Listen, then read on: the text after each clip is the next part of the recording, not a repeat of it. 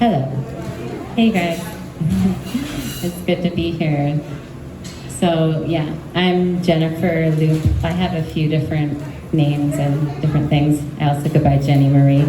So I'm a licensed clinical social worker. I work I'm a psychotherapist and work in private practice.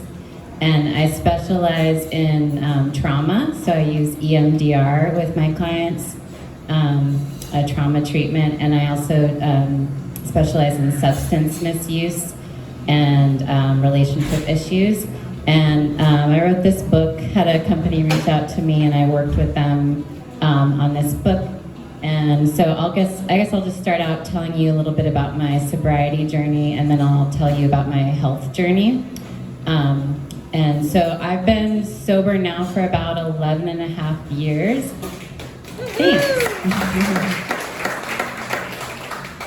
So I first started out just kind of casually drinking and using like weed and stuff, and then in college got more into doing it regularly. My school was definitely a party school, and after college it never really stopped, so I went like well into my early 30s, and I just felt like I wasn't feeling good and was putting myself in dangerous positions, and I wanted to get sober for my health, and so I ended up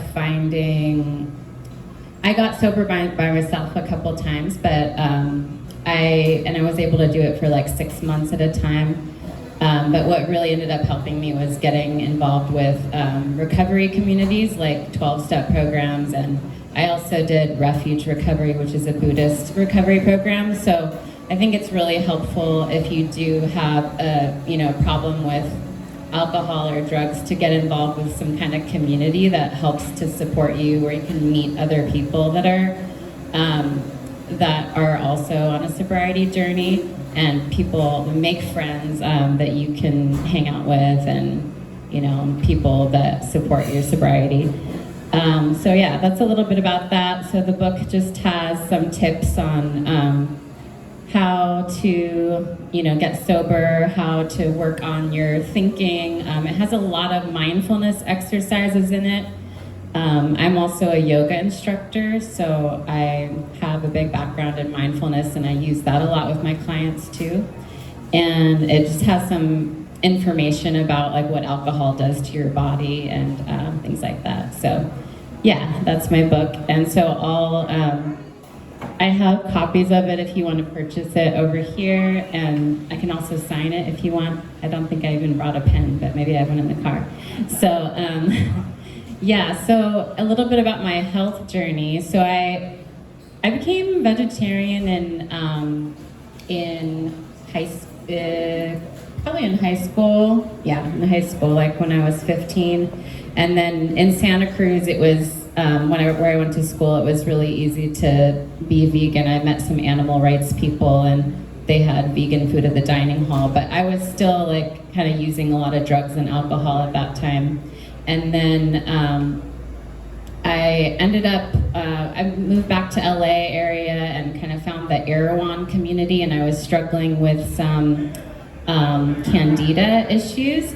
And so I ended up trying the body ecology diet, which is a candida diet, and I found that to be helpful for the symptoms that I was experiencing, but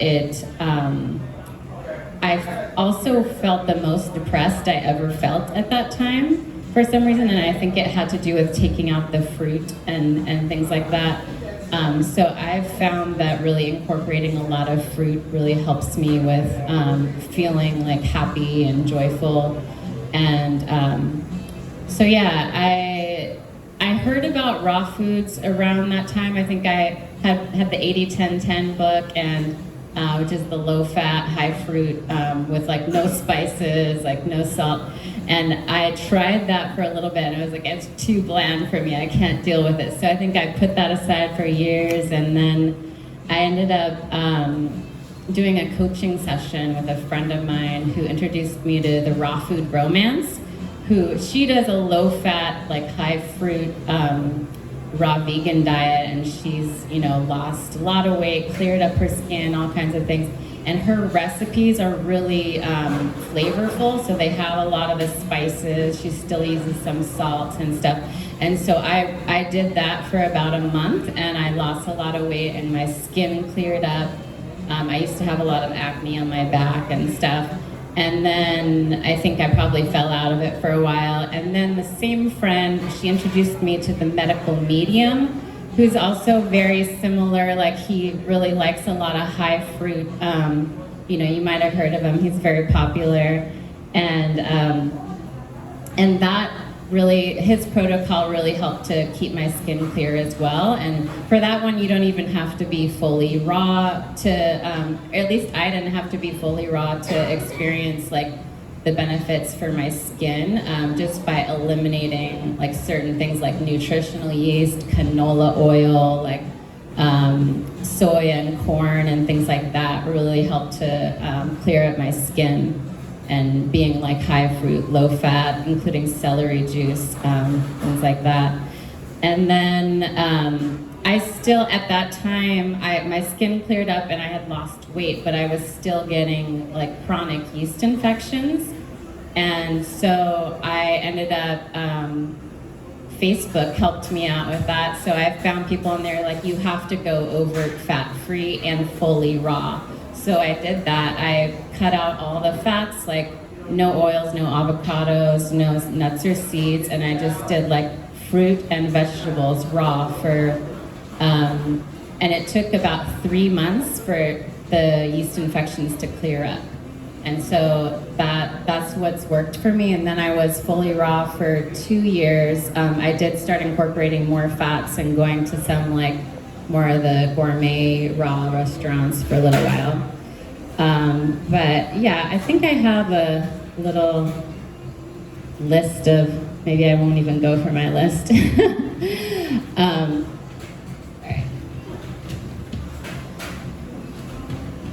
I just want to make sure I hit everything that I wanted to hit here. So another one I discovered was Dr. Morse, who is also, you know, pro a very high fruit diet, and he helps people heal from a lot of different like illnesses with fruit and herbs. So yeah, there's a lot of talk about fruit being too high in sugar nowadays, but it's a lot of people are healing with fruit, and by cutting out fats or going low fat. So just having like no oils. I don't know if you guys have heard, but most of the plant-based doctors recommend not to consume any oil. Yeah, so a lot of them recommend just having a little bit of avocado or a little bit of nuts and seeds per day. Oh, and another thing that happened when I was fully raw for a couple of years is that I had a toenail that was like a fungus toenail, like it looked kind of gross. I know, I'm sorry. I'm sorry to gross you guys out here. But it was my big toenail, and it fell off while I was raw, and it grew back healthy. So this is something that actually happens a lot to people when they go raw. Sometimes it's hair, right? Like sometimes, yeah, they might have experiences like toenails or various things falling off and growing back healthy, right? I know, it sounds nuts, huh? So, yeah, so recently I've discovered, I've been using Zen Cleanse products, which they have enzymes, a lot of enzymes, and they have products for colon cleansing and liver cleansing. And using those products, I think I'm just feeling better than I've ever felt now. I've done 2 of their colon cleanses and 3 of the liver flushes so far, and it just feels like my world is just getting brighter and brighter, and it's really awesome. I am still healing. I have a rash, so that's part of why I've been doing these cleanses, is that I've had this rash for like 15 or 20 years that I've been trying to heal. So yeah, that's what I'm working on. But so another benefit of raw, and I think just eating, you know, whole foods, plant-based, low fat, is getting having lighter periods.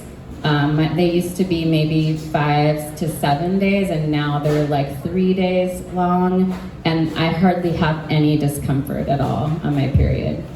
So so that's been amazing.